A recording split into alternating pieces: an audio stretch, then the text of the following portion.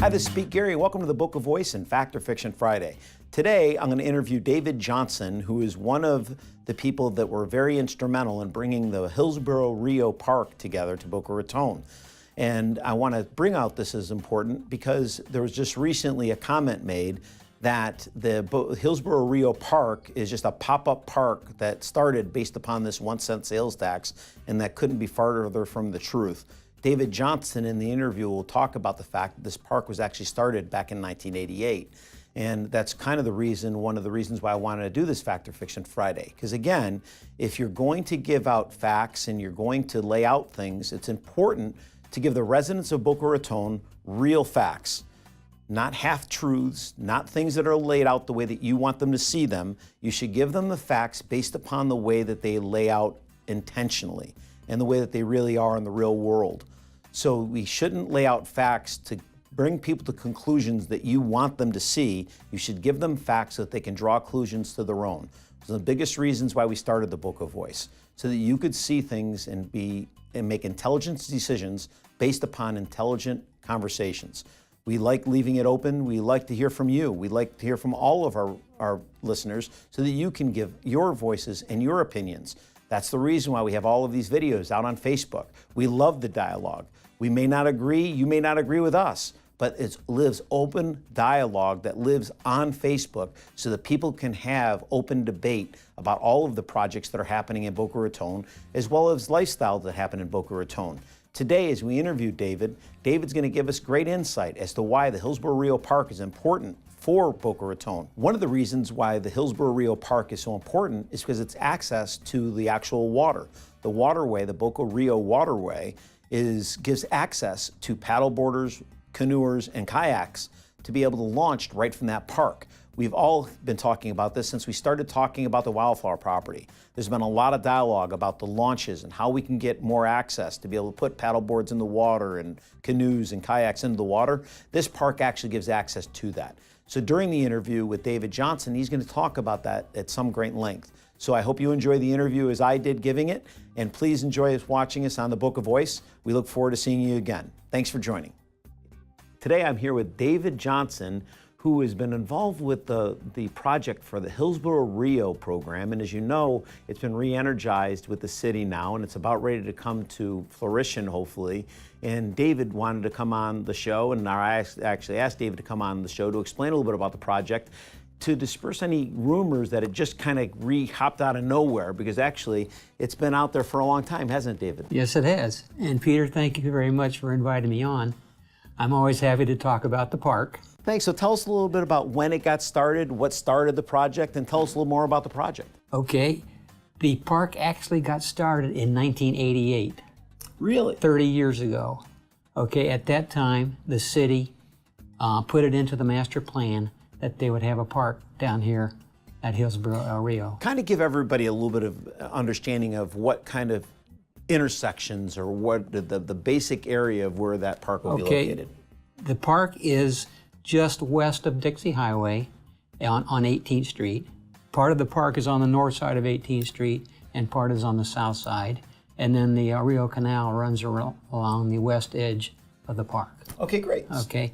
The park was put in the plan to meet a need for recreational activities in the southeastern quadrant of the city.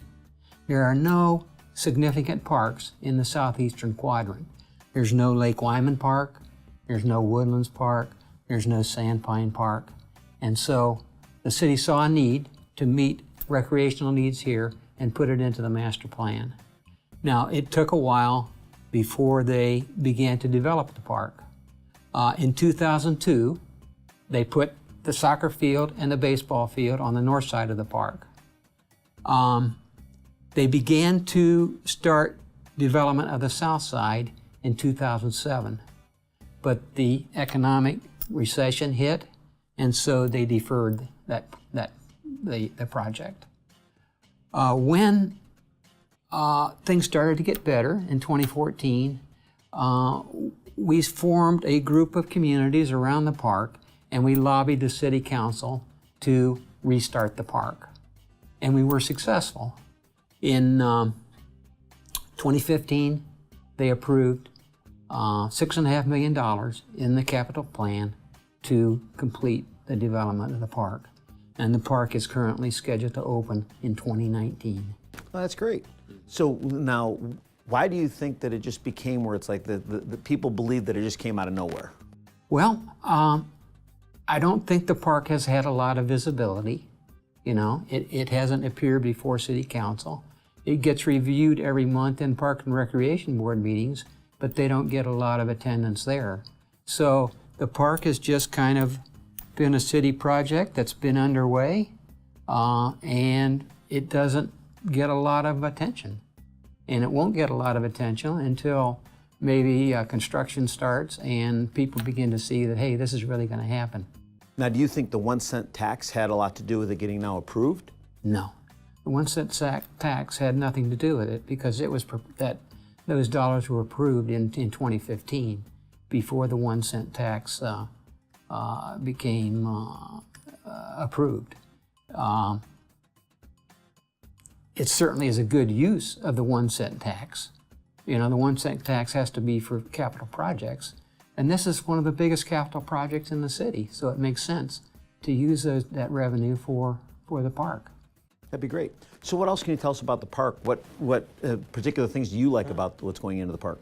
Well, the park is it's 29 acres on the south side of 18th Street. One of the fantastic features is that it has water access. So you have the El Rio Canal and you have the Hillsborough on the south side. And a soft launch is planned, so where people can put in their kayaks, their canoes, their paddle boards, enter the water, and that sort of thing. And there are very few parks that have water access like Correct. that in the city. Especially for small boats. Yeah. And kayaks. For small boats. It's going to have a broad set of amenities. You know, there's going to be playground, picnicking, tennis, basketball, pickleball. Pickleball? What's pickleball? Pickleball. It's one of the fastest growing sports in the country. It's kind of like ping pong on a tennis court. I guess you might call it that. I got to see that. But it is really a very... There is actually a sport called pickleball. Pickleball, yeah. Yeah, and it's been very popular, and it's getting a lot of attention from the city. And there'll actually be like a league at this park? Well, I don't know if there'll be a league, but there certainly will be players there. That'd be great. Yeah, yeah. And now, how many residents do you think this park will affect? Well, it's going to be a great benefit to all the surrounding communities around the park. And I think because of the broad set of amenities, it's going to attract people from all over the city. You know, people want to come and put in their paddleboard. Where are they going to go? They're going to go to Hillsborough or Rio. So I think it will attract people from all over the city. Now, do you know why they use the name Hillsborough Rio? Because Hillsborough is more of a Deerfield property versus a Boca Raton property, so... Well, it's just because of the geography that it's right there. Just lets them know it's closer to the Deerfield line? It's the intersection of those two waterways, and so that's been the name of it for a long time.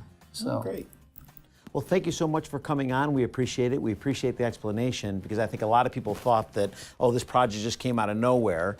And I will tell you from dealing with all of the kind of the conversation going on, even from the waterfront projects as well as the wildflower project, people were constantly asking about another launch for paddle boards and for canoes and kayaks, having something that they can actually launch a paddleboard, kayak, or canoe directly from that access will be a great attribute for the city. So I appreciate your hard work in advocating for this park, and we look forward to having this park in early 19. Great. Thank you so much for coming on. Thank you. I appreciate it. Thank you for joining us on Fact or Fiction Friday. As always, we look forward to having you watch us online. You can watch us on Facebook and or on our website at thebocavoice.com. We look forward to seeing you next week on Fact or Fiction Friday.